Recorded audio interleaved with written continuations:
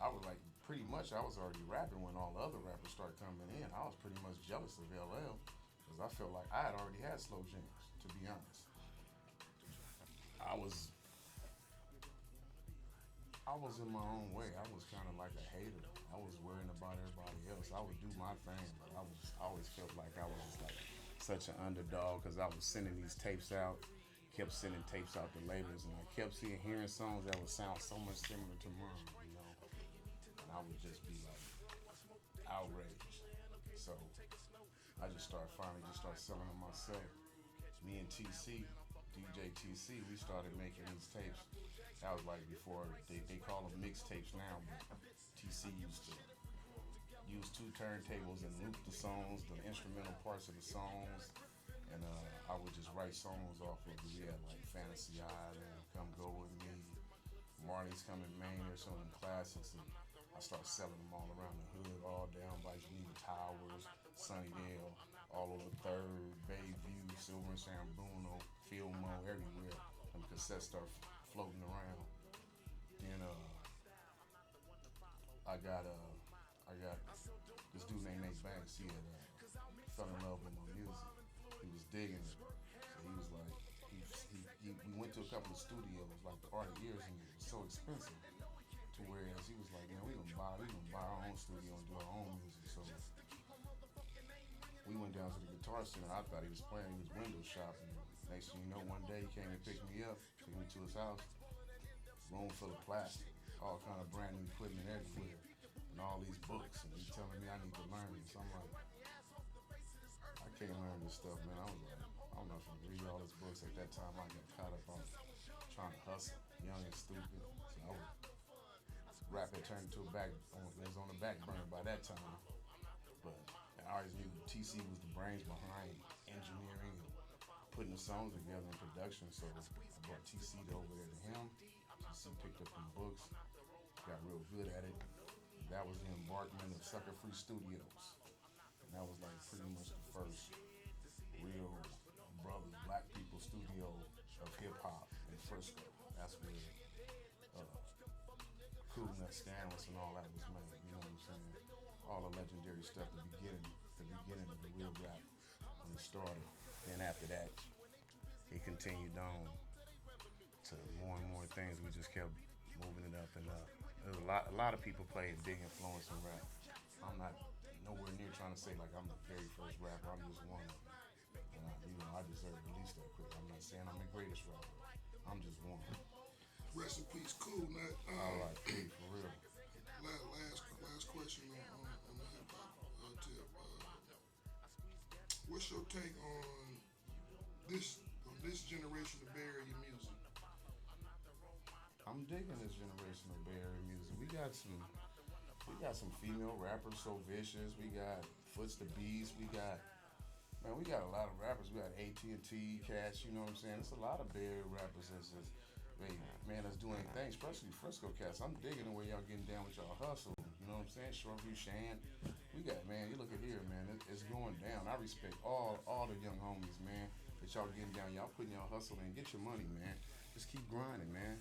Just stay focused. Don't let your head get big. You know what I'm saying? Because that's where the problems become. The way you fail in this game is thinking that you better than everybody. And I can share this by experience. Destroys fan base. That makes people. That creates hate. That don't create love. So be humble. Humble yourself, man. And you'll go a lot further. Just humble yourself, man. Be more perceptive to other people thinking and listening. Like my executive producer, Artie Davis. You know what I'm saying? God rest his soul. He actually was trying to tell me too. He was like, you need to do on your album. You need to do more songs that people familiar with. That's how RBL was popping. People like to hear music that they want. I was like, I want original music. And so if I'd have listened to him, it'd be a whole different story. Just having a big head will ruin your career. You can't, just like I was told, don't do the song Push Came to Shove. No, I wanted to do Push Came to Shove. Man, I'm just really trying to represent, show everybody how sick Frisco is.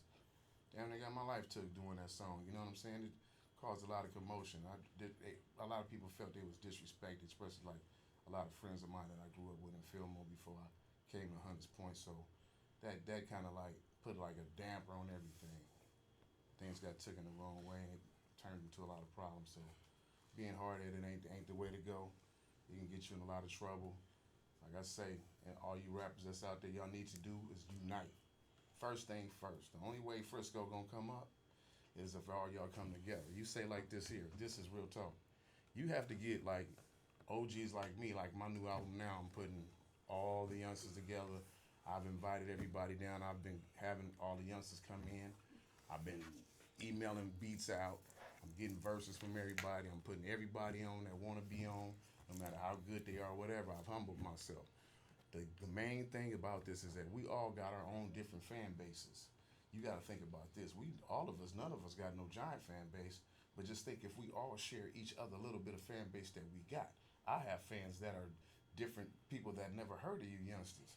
Just like you guys got fans that never heard of me, the OG. Once we share all that, put that pot in one pot, we put all our fans together, now we got a huge fan base. All of us got a huge fan base.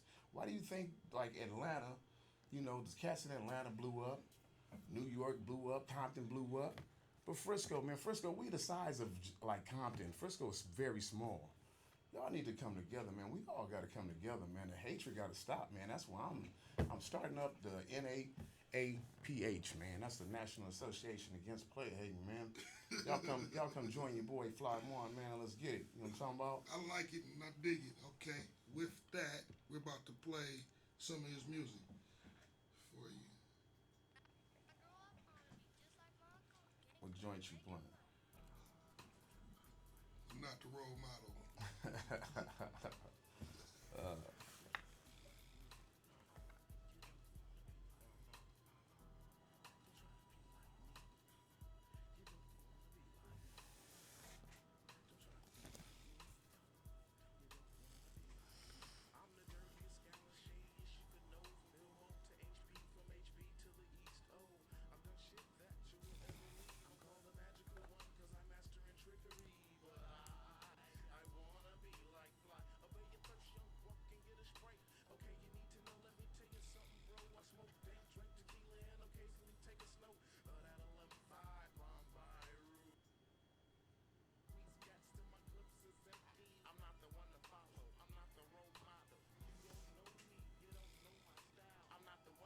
Yeah, I'm not the one to follow. I'm not the role model. Okay, with that, we segue to a topic, a sports topic. Not the one to follow, not the role model. Are athletes and entertainers role models? Are they role models? Yeah, that's the They question. can be, and they can be a bad influence. It goes two ways. It depends on how. Music is very powerful. Sports figures are too. When people idolize people, they tend to like to do the things that they do. They want to be just like them. I even at the age that I am now, I have to be careful. I have a job, but I was listening to that new E40, and I found myself doing 100. About to, you know what I'm saying? I usually drive the speed limit, man. I ain't trying to get in no trouble. Don't need no tickets or nothing. Boy, them songs get to playing, and you be like, man, I want to go back to the block, man. I got to go get it. This job ain't enough. Everything come to your mind, man. That music is powerful, so we do know music is a big influence, and I can just imagine, just like sports figures too, they big influence too. So you guys got to be careful, man. Especially for young people, when your mind ain't made up, you don't know what you want to do. That's why I like on my album, like my newer album, I got some of those talking crazy songs, but I am admitting that that ain't what I do. I'm just like an actor. Like Denzel was the bad guy in the Training Day. You know what I'm saying? At the same time, he was a good guy in John Q. You know what I'm saying? Or Malcolm X. Yeah, man, it's an art. And what people need to really realize though is this: y'all ain't got to turn into no gangster just because you're a rapper. Don't listen to these chumps like he ain't no killer, he ain't no rider, he ain't doing this. Man, get you a job, man. Get you a job. Keep your hustle down. Write you some hard ass songs. Get you some tight tracks. Link up with some good people that's doing some positive shit. Because if you link up with the wrong people that's really doing that, you're gonna end up with death. People dying around you. You getting killed. Real shit. You going to jail. You don't need that in your life. If you really focus on some talent and you want to be talented about what you're doing and you want to go get it, man, go get you some money. Stay focused. If you're gonna hustle, be smart about it. Don't be stupid like these idiots. The last thing you want to do is have problems with funk. You can't make no money funking with nobody, right? That's why you mess around and mess your career up like Anthony Hernandez. But Real talk. Q, Yes. what's your take on that? Well, I believe that anyone that's in the limelight's a role model. Anytime you're in front of the TV, anytime you have a heavy fan base, you are definitely influential and you are implied as a role model. You set trends and people tend to follow you, whether it's positive or negative. So, just like Flight Mars said, it is important to whatever image you're going to present it because people are going to follow it regardless. So, yes, role models are very influential. What's your take on that, Carlos? Well, I think it's more so. It's basically on what communities you talking about. Because in the black community, of course, we see anybody black on TV, we like, oh, we want to be there, growing up, because we didn't really have no other like role models besides the hustlers maybe out there on the block and everything. So we look on TV, we see somebody from our hood make it or something. Oh yes, that's what's trendy. You feel me? I see somebody in sports and whatever, like say Marshawn Lynch. There's some kid in Oakland and looking at him like, oh man, he made it out the hood. I could make it too. Right. So I mean, Absolutely. it's a big job for any athlete because initially they ain't the role that they wanted, but I mean, that's what you take once you become a superstar. You become plastered onto the media. You got to take that role. I guess that's the media's. That's how they putting us all out there. So. Yeah, absolutely. Yeah. You do have some accountability for these youngsters once you are blessed, and I do say blessed. Let me say that with a capital B, blessed. If the Lord bless you with a talent of some sort, and you do become in a position, hopefully you are mature enough to realize that you have been blessed, and you would pass down some positive wording to the youth because our people need us to be more positive. We need to, if we up our game, man, we could really be more powerful people as a people. We need to win instead of stop losing. We losing now. We hurting. All we doing is hurting ourselves. We hate each other more than we hate anybody else, and everybody hate us. So y'all really need to just think about that.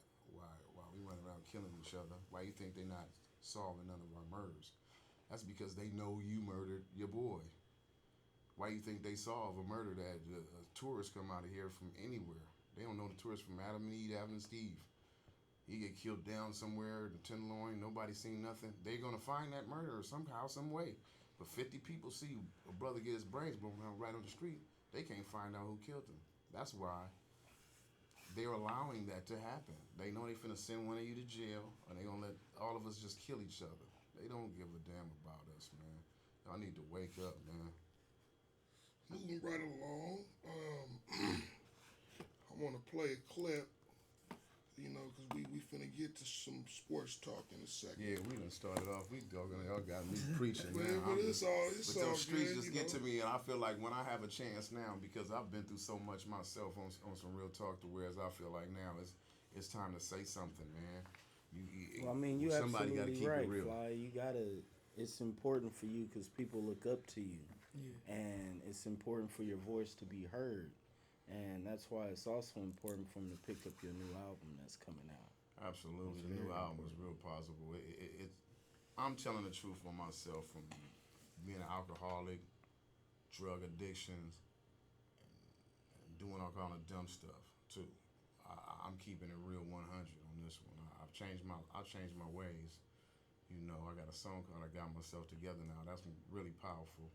From being a deadbeat dad, I've been that. An alcoholic, a drug user, I've been that. Ashamed of myself, but not ashamed to admit that. I keeps it real. I even told my kids that. I'm here now. I'm still here. I'm blessed to still be here, man. And I just feel like the Lord gave me a second chance. I done been shot at multiple times. Had a pulmonary embolism, 2 heart attacks, and God still got me here for a reason. I feel like He got me here for a reason. I need to just tell the truth and try to make a change some kind of way. And that's what I'm gonna do. He recently, there's a lot that's come off of um, his press interviews, and I'm about to play a clip, and then we about to discuss it and sports politics on it and what you think about it. And here it goes.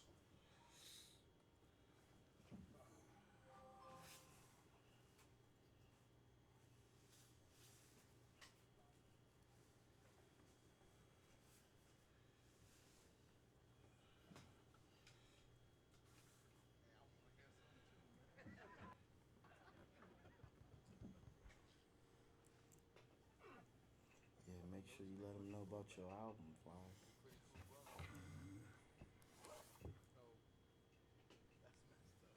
Yeah, I didn't pump it up enough.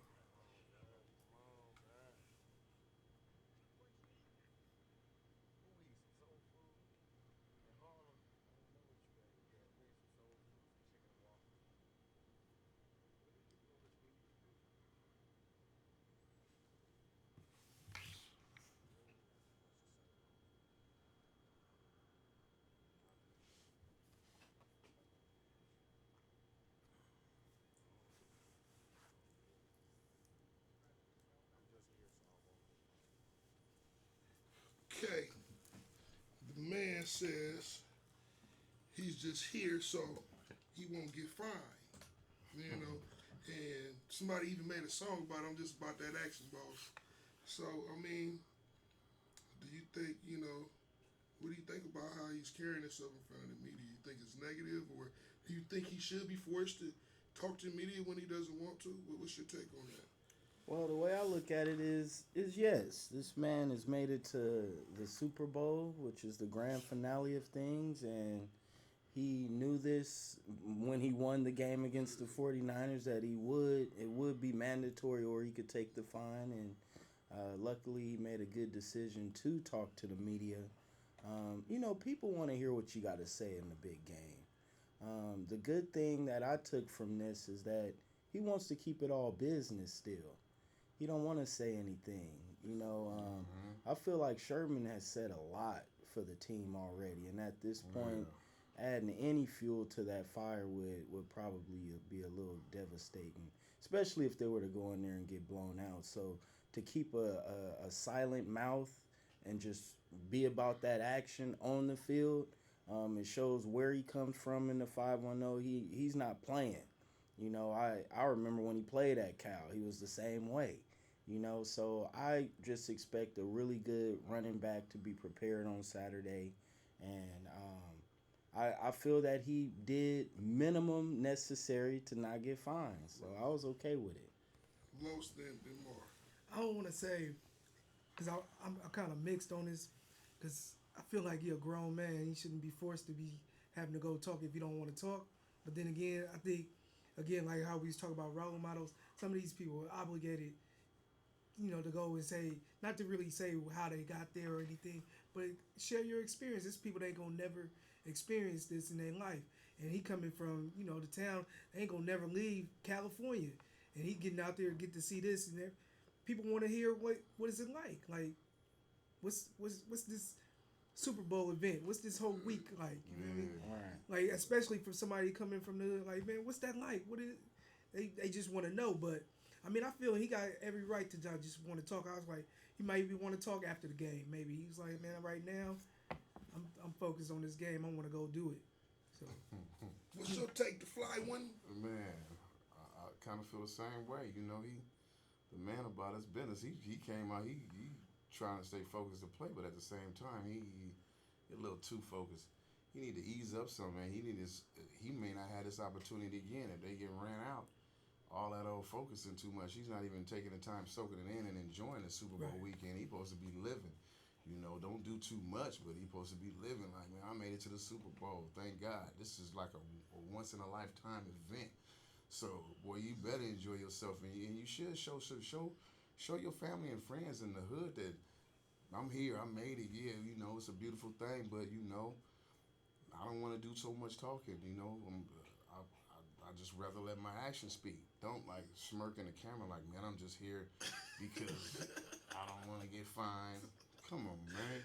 He was kind of thugging on the camera. Hey, you thug, you beast. He beast mode. He is a beast. I respect that you're a beast, but damn, man, you gonna get fined anyway coming like that. He's gonna get fined. And I bet you, okay, you showed up, but the way that you carried yourself there, Goodell's I can guarantee you that he's gonna end up with a fine anyway. It's gonna be spoken about, and my favorite commentator, Stephen A. Smith, will be speaking on that soon. So, hey, But you know what? Let me just say one more thing. I know that he's smart enough to know that the media is looking for something else to build on. This Sherman thing's kind of old. They're looking for something new, and he doesn't want to give them the pleasure. So I have to agree with that. And there's plenty of time to celebrate once you've won. Right.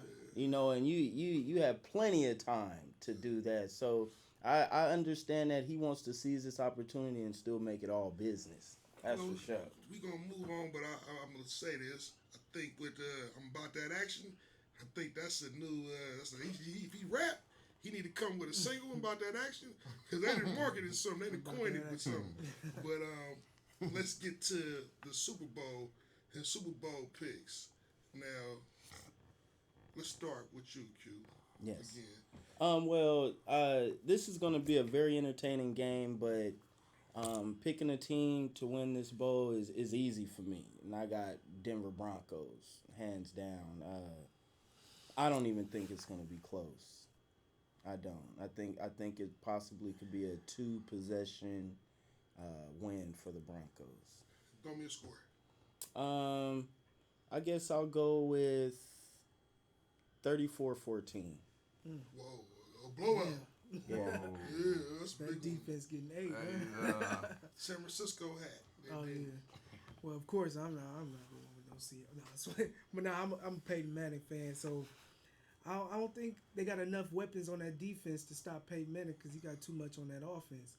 You got Welker, Decker, Thomas. Man, there's too many targets out there for that defense, and then you got to worry about that running game too.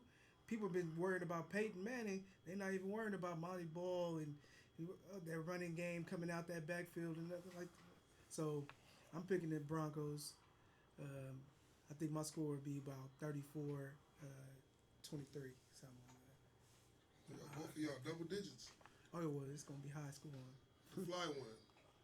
Man, it could go either way. I personally feel like Seattle is a tougher team than them. I feel like Seattle can whoop them. They got the boys got defense, and they got that boy that didn't want to speak in there. You know what I'm talking about? That beast mode. And it's gonna be cold. It's freezing out there. You see them frigid temperatures. They're gonna have to run that rock. And if you know your history, you know Peyton Manning does not do well in outdoors and in the cold seasons.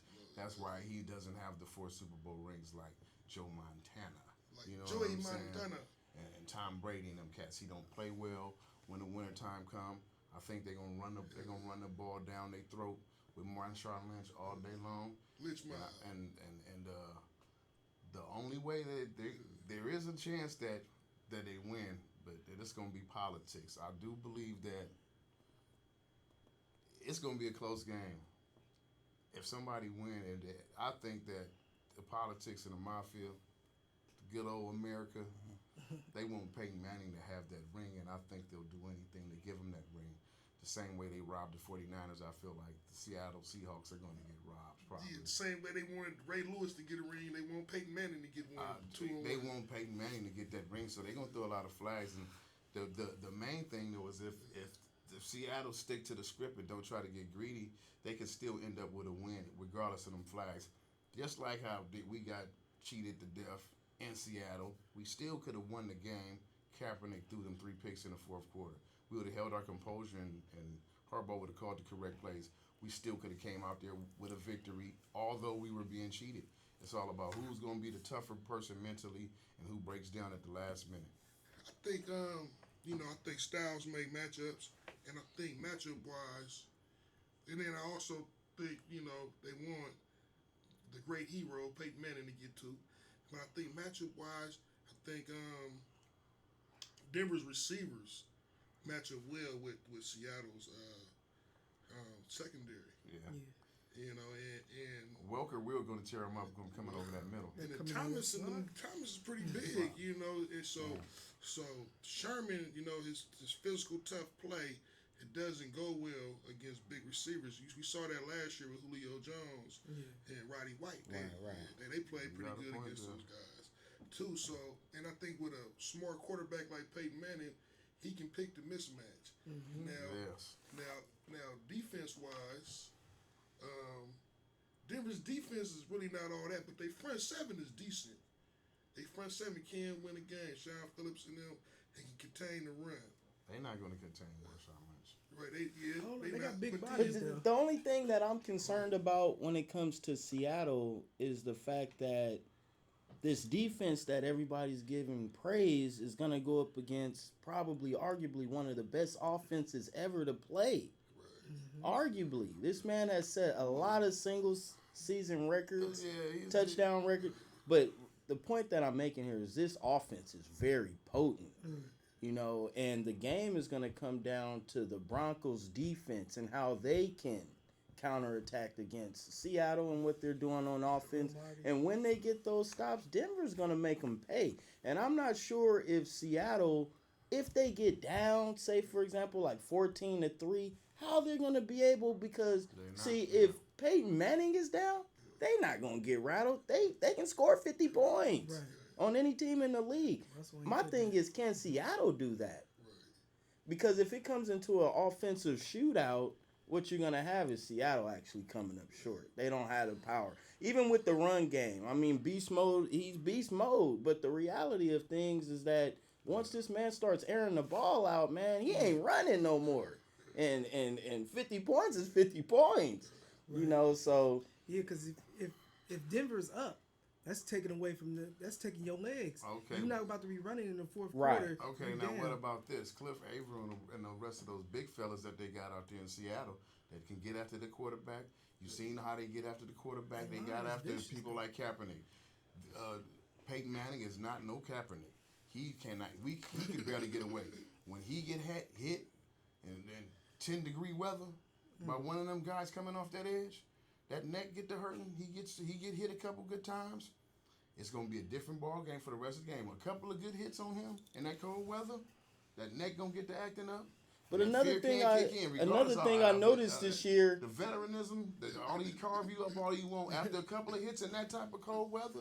Oh, you gonna think twice now. But the thing I've noticed about this year's Broncos as opposed to last year, who just came up a little short to the Ravens, see, this is basically the same team. We can look at the Broncos the same way we can look at the 49ers, basically saying they have everybody coming back, everybody knows their duties and whatnot. And with this Broncos team, I just feel like in the end, the fact that Peyton Manning is a coach on the field. Absolutely. And that makes a whole lot of difference, because when he's audibling plays on the line from what he sees, he's now became the offensive coordinator. Right. And what's happened then is that the Seahawks are still going to stay with that same defensive play. And I don't see Pete Carroll or their defense being able to counterattack that. So in the end, they might even start off good. But as the game goes on, they're going to slowly wither away. To Seattle's favor, Seattle's front seven can win the game by itself. But, because Denver's offensive line can have a great day, too. But Peyton Manning, 2 seconds and the ball is gone. Yeah. We're talking about arguably one of the best pocket passers of all time. What I'm trying to say is you got to understand that Peyton Manning's not trying to put himself in a position to get hit. Like I just said, he calls his own plays. This is the challenge for Peyton Manning, though. You forgot how these Seattle DBs play. They play bump and run.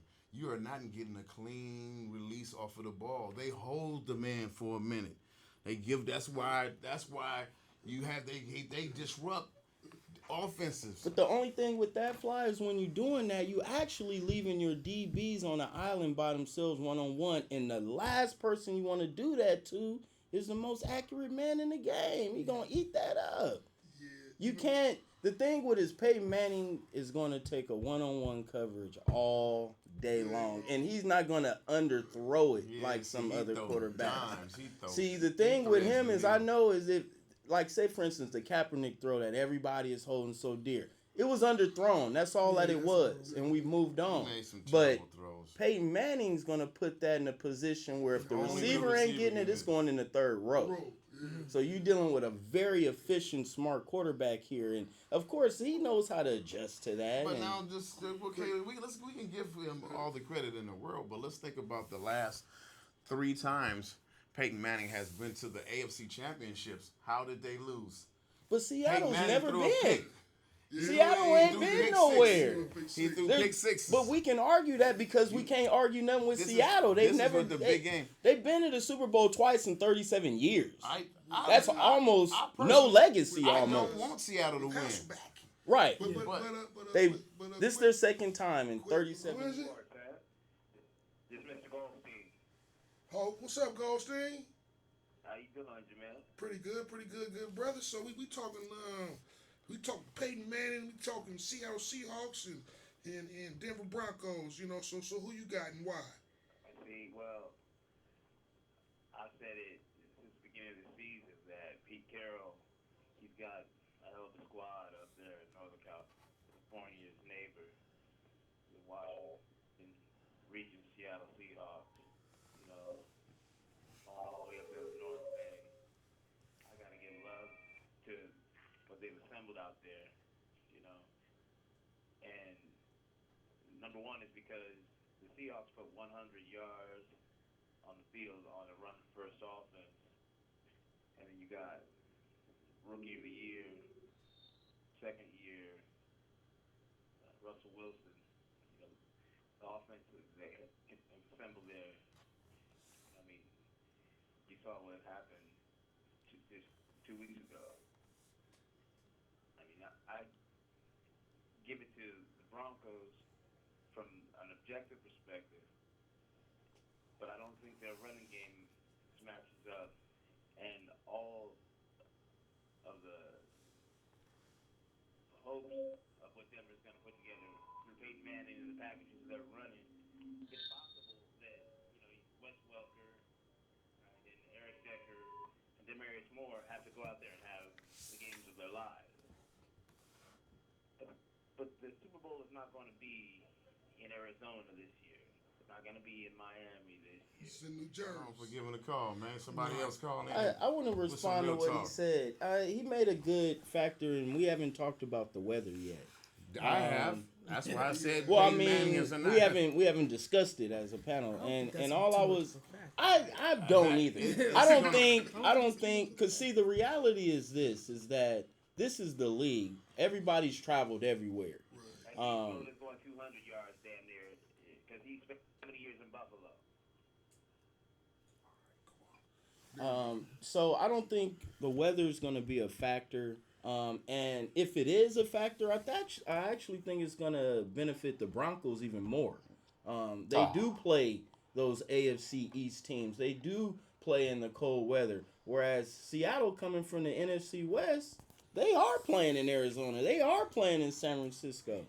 They are playing in these different cities that aren't as cold. So I don't think weather is going to be a factor, but if it is, it will favor the Broncos. So Lance, you got Broncos? Yes, sir. And your score is 34-14? Yes, sir. Broncos 34-13? 23. Give me 10 more. And Man, I'm taking Seattle. I think Seattle gonna win. what's your score? 18-24. Just 17-24. Just be different. 24-16, Seattle. Ooh. With that, we close with another episode of Let's Talk Sports. Make sure y'all pick up that Fly Martin new album, International Takeover, Fly Records Overseas.